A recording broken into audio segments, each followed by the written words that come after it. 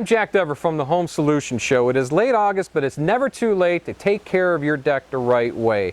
Today, joining me on the show is Bill Gradisher from Flood Wood Care Products. Bill, we have a natural wood deck. What are we going to do to properly prepare this deck before we stain it? Well, Jack, this deck is actually in really good shape. Okay. The homeowner has chosen a solid color finish. Sure. So we're going to be cleaning this deck. We're going to use a sodium hydroxide cleaner. Okay. All right. We're going to dilute that down pretty heavily because we don't need to remove any finishes. We just want to get it to a good, clean, sound surface. Right. We just have a little bit of mold and mildew over in the corner there where we don't get much sunlight, but we're going to take care of that with the cleaner as well. Because we're using a solid color stain, we don't need to remove all the finish. If we were going back with maybe a transparent stain, you would probably recommend removing most of the finish, right? Absolutely. Okay. If we were going to put a transparent on here, then absolutely we want to remove everything because some of that substrate or some of that wood's going to be showing through. With a solid, we're going to be covering that over.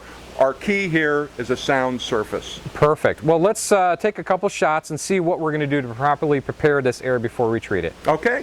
We're going to try the water absorption test on this wood deck. Bill, can you describe what that's supposed to be telling us? Well, Jack, what we're trying to do here is see what kind of condition the finish is in and what kind of condition the wood is in. So Sure. we spray a little bit of water down onto the wood. Okay. If it absorbs very quickly, then we know there's no finish left on the wood. Okay. If it doesn't, if it takes maybe 30 or 40 seconds before it starts going in, it means we do have a finish on the wood. Okay. And it may mean it's a little different on which cleaner we're going to actually use. I see. All right, well, let's give it a shot here and see what it tells us.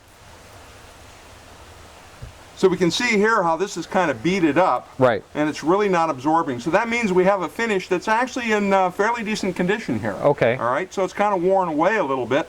So that's one of the reasons why we're going to be using the sodium hydroxide cleaner. Right. We're going to be putting a solid finish on here, so we want to make sure that the finish itself has something to grab onto. Well, perfect. Well, you know what? Let's get started and see how we're going to prepare this deck. That sounds great. Perfect. Thanks, Jack. We're here with Jeff Nowakowski from Noah Brothers Painting. Hey, Jeff, we're going to be cleaning this deck today. What are you going to do to properly prepare the area before you start actually cleaning it? Well, first thing to do is to nail down any loose boards or screw them down if they're already screwed down. Sure. We're going to protect any of the plant area by watering them down, covering them with plastic. Okay. Why is that important? Why would you water the plant life down before you cover the plastic? Well, on a sunny day, if you don't water the plants down first and you put plastic over top of them, they will wilt or turn brown. That's true. Okay. Okay, our next step is then to protect any of the house structure or any structures that we don't want The cleaner to get onto. cleaner to get onto. Perfect. Okay. Okay, and then we're going to put the solution down, Okay. going to power wash. Okay. Power washer is a 3,000 psi, which is pounds per square inch, Sure. which is probably one of the heavier duty. It is. It is. Most homeowners have usually what? If they rent one, or what if they have one on like a 1,500 or 2,000? Or they buy them, you know, from the stores. They're the little cheap ones. Okay. The more psi, the better. Okay. The material will come off. And But the fan or the nozzle is real important too. As far as the spray, you don't want to damage the wood while trying to correct. You power don't want wash to it. use an oscillating tip. Okay. A lot of the ones you buy from the stores have the little oscillator tips. Sure. And if your wood's in bad shape, the oscillator tip will splinter the wood. Okay. Okay. So we want to stay away from that. So we're probably going to use a number 2, number 3 spray, tip on our pressure washer. And probably best to, if they haven't done this before, hire a professional like yourself, or if they really want to tackle the project, maybe try it in an inconspicuous area first so they don't go wild with the whole deck, and just make sure that they're doing it right. Oh, absolutely. Perfect. That's highly recommended. Well, you know what? I think it's time to get to work. All right, let's get at it. I'm back here with Bill and Jeff, and we're going to talk about how to properly mix the stripper product. Bill, tell us, our folks out there watching, what you need to do, especially for this deck, how we're going to mix this product. Well, this particular deck, again, doesn't need a whole lot of stripping. So we're going to actually use our wood stripper. Okay. That has sodium hydroxide in it, but we're going to dilute it down to a 7-to-1 ratio with water. Okay. All right, so we have a fairly mild solution. The key here, we want to make sure this has sodium hydroxide in there, so it will settle out in the bottle. So we want to make sure that we shake it up really well before we start. And again, Jeff, we're going to do 7-to-1 with water and stir it up, and we're ready to go. Why don't we show how we mix this up, guys? So we want to definitely make sure we shake up the contents and make sure everything's well homogenized with that. Okay, perfect. Okay, we have about 4.5 gallons of water. Okay.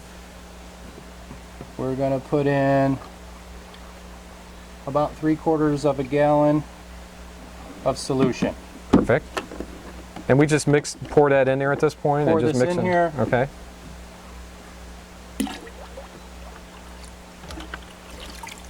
Perfect. Mix that around a little bit, throw that in. And just stir it up a little bit, and then stir it up a little bit, and then we're off. And then at this point, we're going to put this in a tank sprayer. Yes, it's okay. a Bunsen sprayer, garden sprayer. People call them different things. Okay. I call them Bunsen sprayer. But before we do that, we need to make sure that everything's protected, and let's see how we're going to do that. Yeah, all right. Let's do that. Let's get back to work.